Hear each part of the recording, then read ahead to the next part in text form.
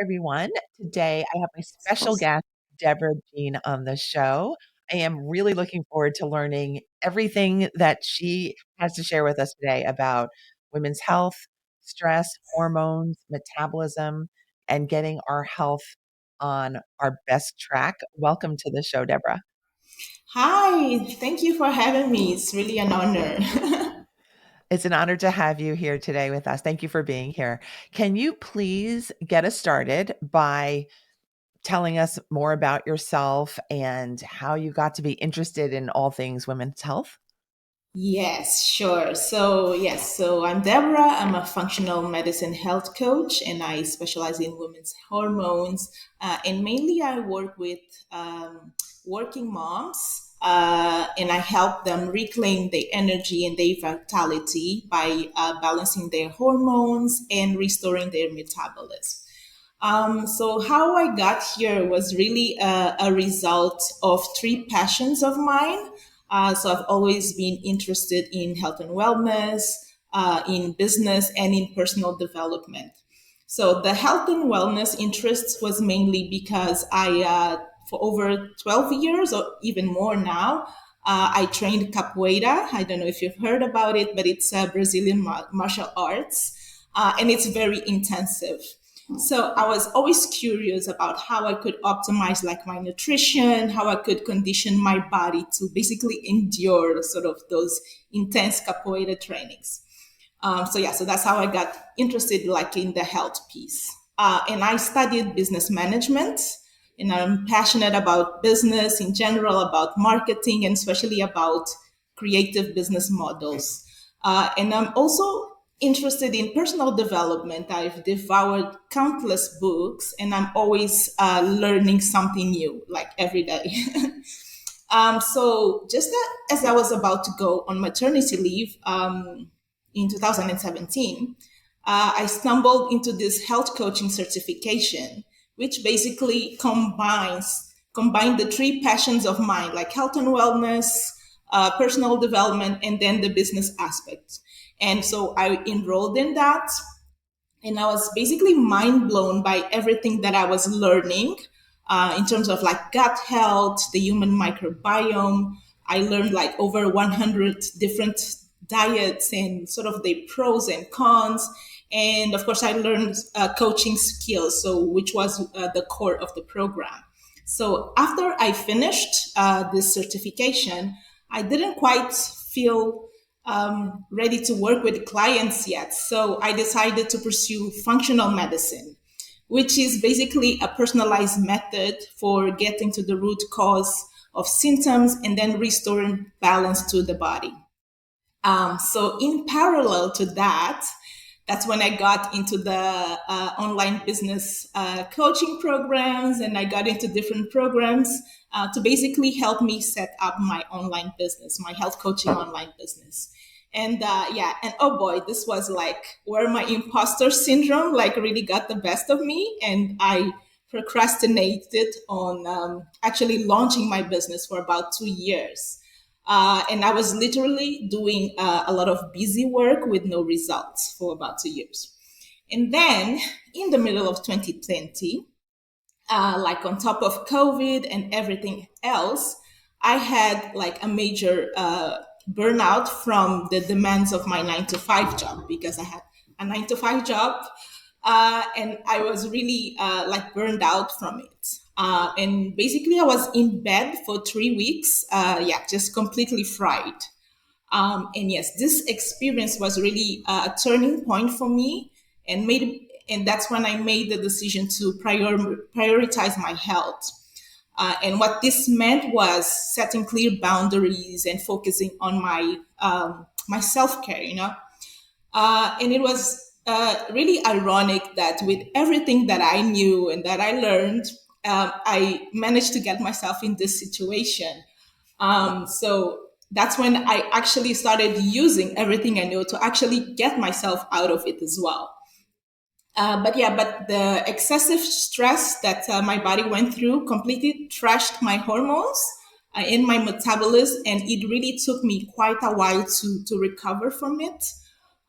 So basically, I gained a lot of weight, and I never had like problems like with weight because as I said, I trained like intensely capoeira. So I gained weight. I had digestive problems. I was constantly exhausted. I had like weak hair and nails. I mean, you name it.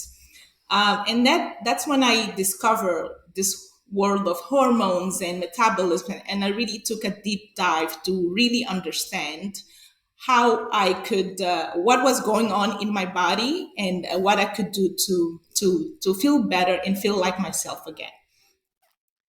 So I was really shocked as I started learning more and more. I was really shocked about how little, as women, we know about our body, and we are not taught things, or we are taught the wrong things instead.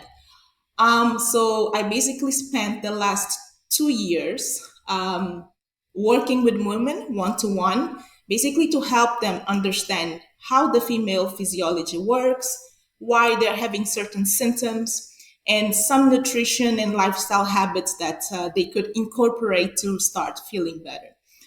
So yeah, so like in a nutshell, that's how I got here. Yeah, Okay, wonderful. Thank you for sharing all of the backstory. I'm sure there are lots of mini stories in there too yeah, yeah. that we certainly um, haven't been covered, but I'm really looking forward to asking you different questions about your journey.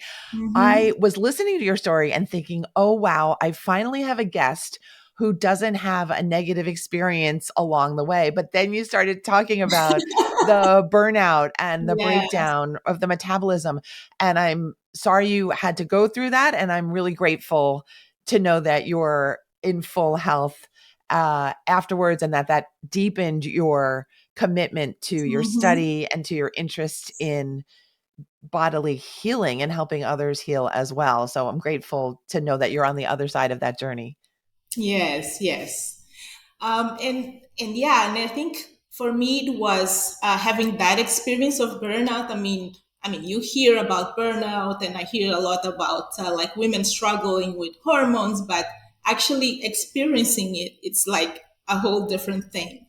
And yeah, and it's something that I don't want to go back to, and I don't want anyone of my clients or anyone really to have that experience, because it's really not not the best. But I'm actually glad that it happened, because as you said, actually like solidified like my commitment, and yeah, and what I'm here to do. Okay, wonderful. May I ask, were there many symptoms leading up to the burnout? Yes, they were. Yeah, like yeah, I was working a lot.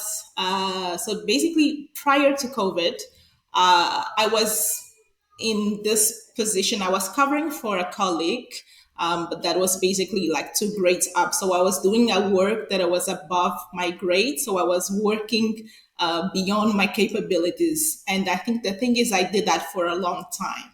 So yes, of course, that implied working long hours, yeah, not eating, not exercising. I mean, not taking care of myself. So yes, of course that happened. But of course, after with COVID, like working from home, and then at the time my son was about 2.5, 3 years old, so like the worst age to be locked with a kid.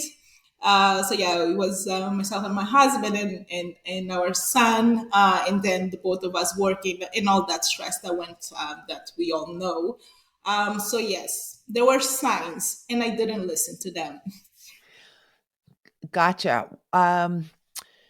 Interesting. And it's interesting how I think, as I mentioned, that so many people who are healers and special guests of mine in particular, it seems, they have a a deepening experience, an experience Mhm. where the all the negative factors are coming in and causing the body and the mind to be challenged.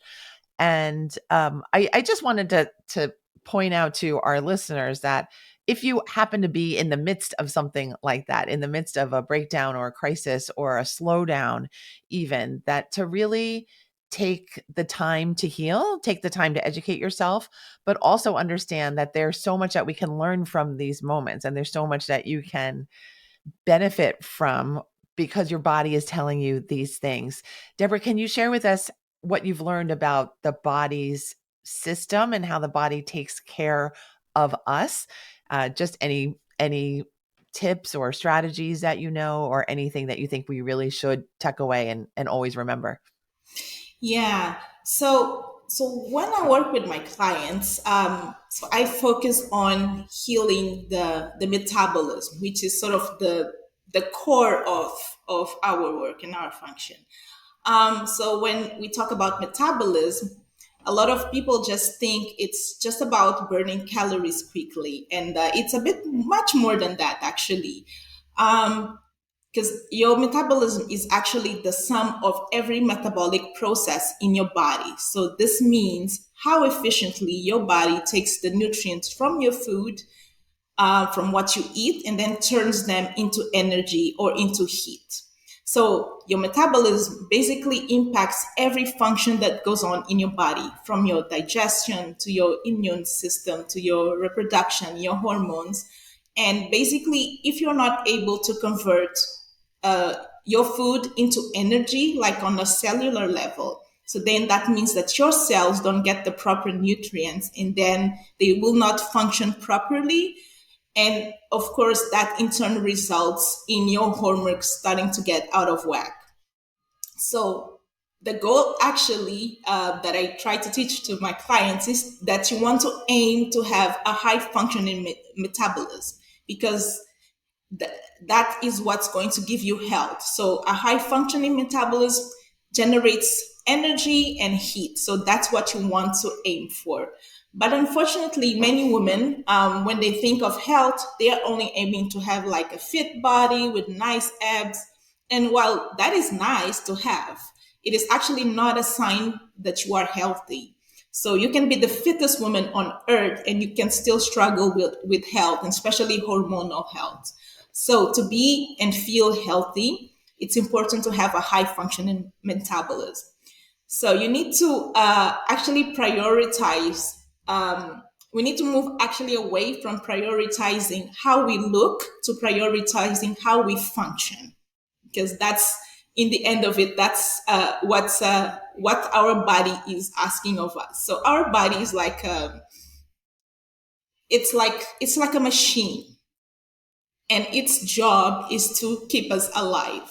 And your body will do the weirdest things to actually keep you alive. And you might actually think that, oh my God, my body is against me. I can't seem to lose weight, to reproduce, but everything, all of this little naggy things that your body is actually doing that to protect you, to keep you alive.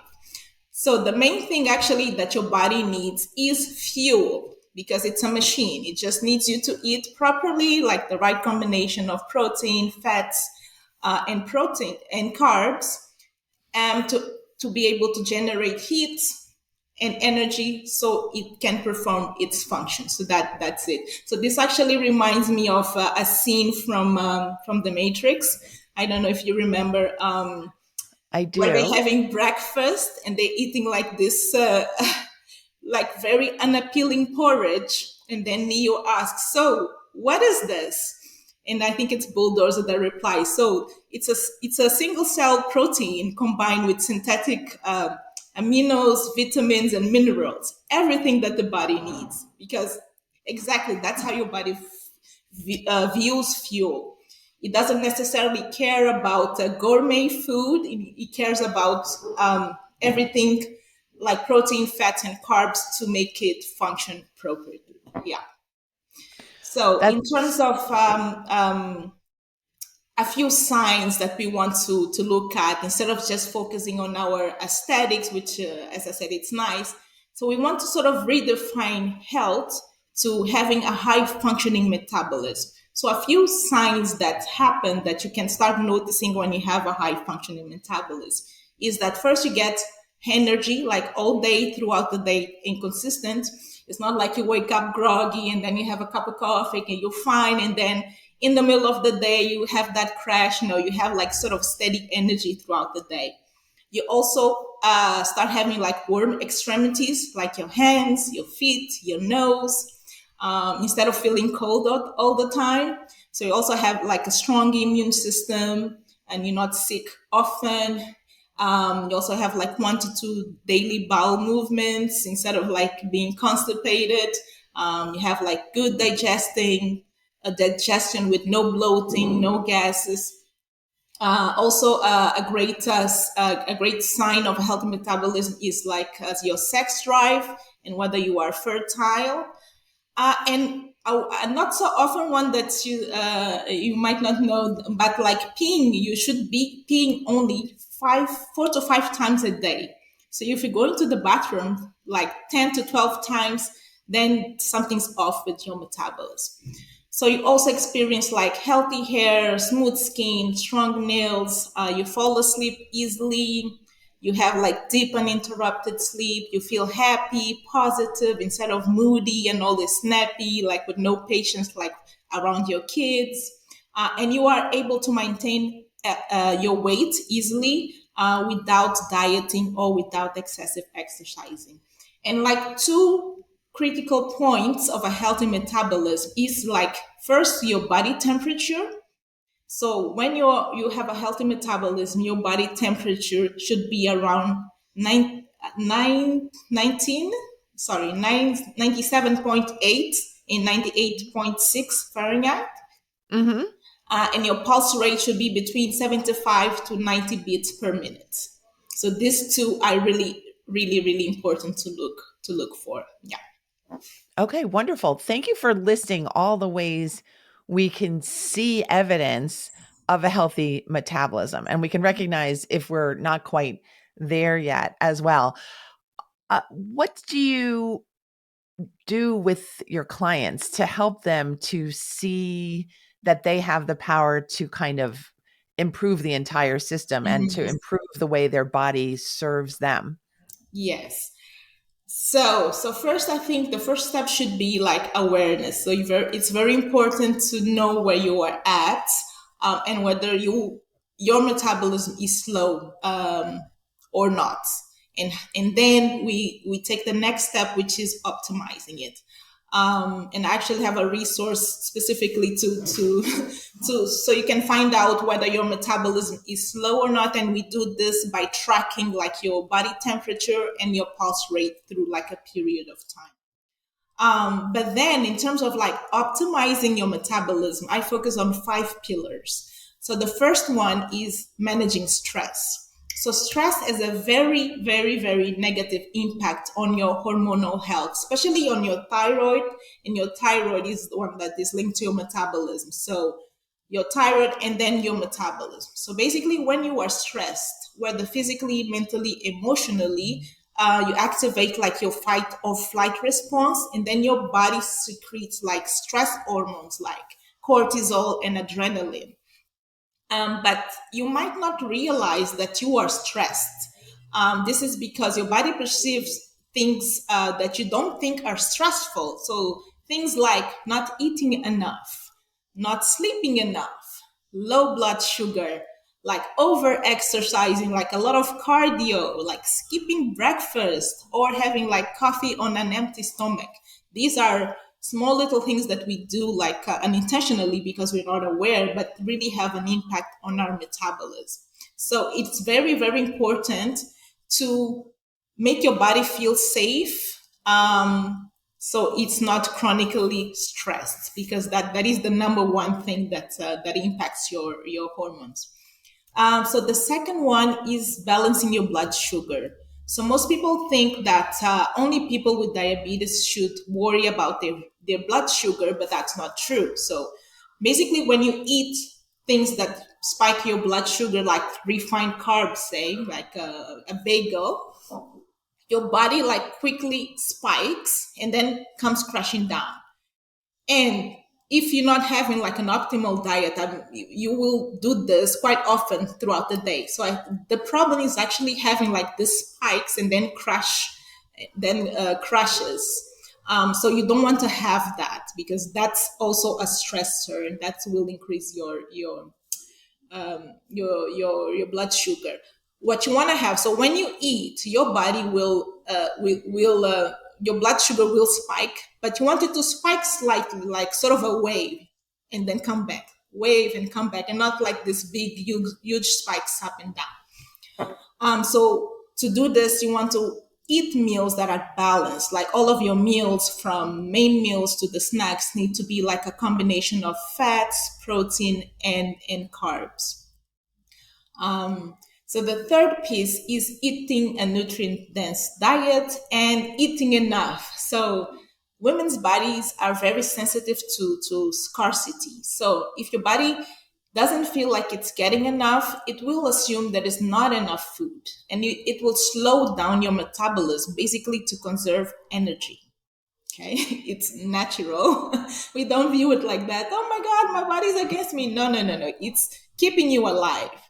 Um, and also variety is very important, and making sure that you are getting like bioavailable forms of nutrients, and especially like protein.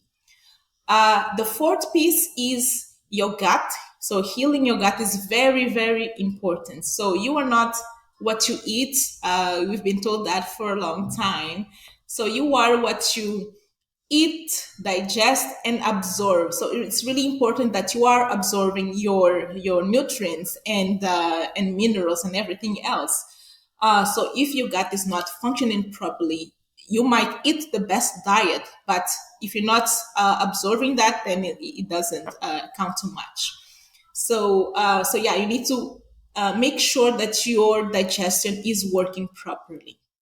And the final piece is decreasing your toxin exposure and loving up on your liver. So we are exposed to so many toxins in in our environment that can interfere with like the normal function of our hormones.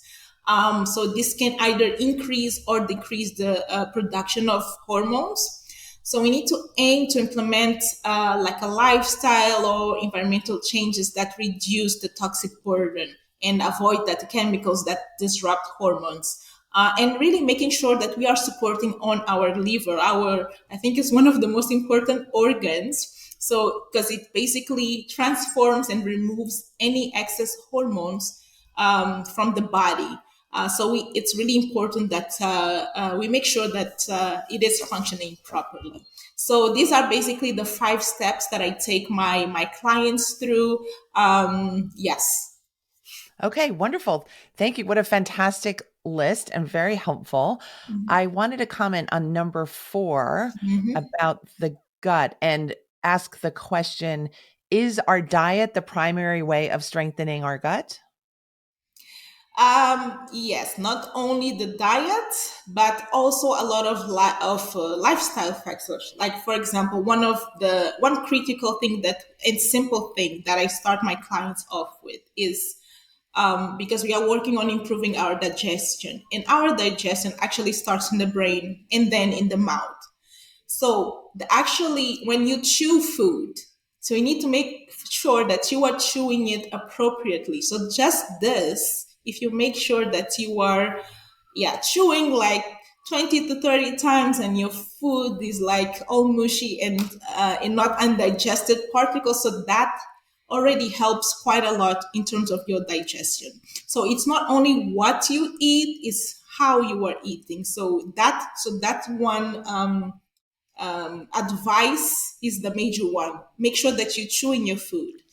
The other one is make sure that you're eating, when you are eating, you are not distracted. So you're eating in a calm environment, and you take the time, and you're not in a stressed state, because if you are eating in a stressed state, you basically suppress your digestive enzymes, and then you will not digest your food. So all of this, they are little sort of habits that you need to also develop that will help you with your digestion. It's not only about the food. Yes. Yeah, lovely. I'm also thinking as I'm listening to you and learning from you that stress is such a common factor, or such an opponent that Yes. we really have to keep our eyes open to the ways in which stress creeps into our everyday. It could be a tech Hmm. issue, it could be a parenting issue, it could be Yes. I feel like I'm starving issue. They Yes. can be small stressors, but they can really build if we don't protect ourselves and really Mhm. nurture our calmer way of being. Is that Mhm. how you see things as well? Yes, it is. Stress is really critical. So as I said, that there are the things that we know, but then it's the things that we don't know. And how basically when you start to understand how your body thinks uh, or interprets stress, so that's really important. Yeah, so it's the stresses that we don't know about, like for example, if you are eating like a diet that you are sensitive, you have food sensitivities, and you're eating food that that causes inflammation in your body, that is a stressor, but it's like a physiological stress. You don't see it, but your body is dealing with it. And actually, the problem is that those sorts of stress become chronic because you can take a long time until you find out that you are sensitive to something. And until you actually take care of it and resolve that, your body is going to be dealing with that quite a lot. The other one that I want to mention, especially for women, so we have this thing about like demonizing carbs, eating low fat carbs, and etc. But actually, our metabolism prefers carbs as fuel. So when I talk about carbs, of course, I'm not talking about refined carbs like pasta and bacon, not that, like potato and rice and vegetables. So your body actually prefers carbs as their fuel.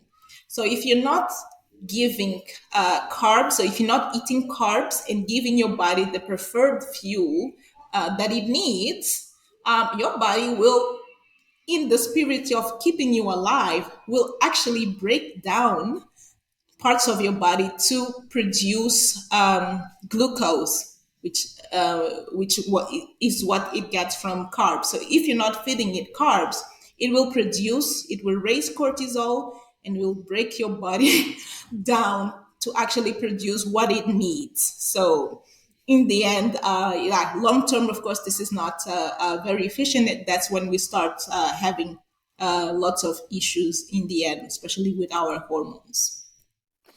Okay, thank you so much for this education. I want our audience to know that if you might not realize this, but Deborah has just given us years of years of Yes. education summarized in just about 25 minutes. So, Deborah, I want to thank you for being so generous and so wise and knowledgeable, and for being just really wonderful in coming here and sharing with us all of this wonderful information. It can be a really wonderful beginning, or maybe even a middle part of our listeners' Yeah. process for really optimizing their health and well-beings, right? So it's not just about fitness. Fitness is a part Hmm. of great health, but there's also all of these wonderful ways that we can support our bodies in supporting ourselves. So thank you, Deborah. You're doing amazing, amazing work. You're a fantastic teacher.